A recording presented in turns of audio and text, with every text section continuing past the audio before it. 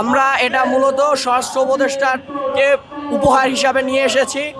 তিনি যখন বাংলাদেশে অস্থির পরিস্থিতি চলছে, তিনি প্রত্যেকদিন মধ্যরাতে অথবা দিনে দুপুরে বিভিন্ন থানায় গিয়ে মুরগির ঝোল, সবজি ইত্যাদিতে লবণ হয়েছে কিনা, আলু হয়েছে কিনা, পেঁয়াজ হয়েছে কিনা, এগুলো পুলিশদের টেস্ট করে থাকেন।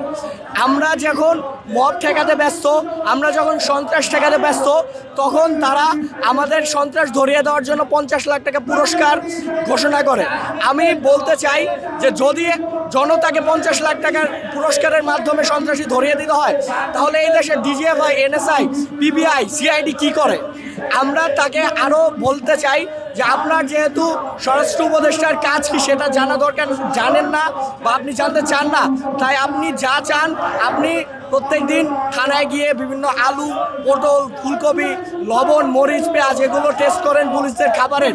তো আমরা একটাই উপহার দিলাম, আমাদের হাদি ভাইয়ের উপর যেই হামলা হয়েছে সেটার প্রতিরোধ আমরা করব।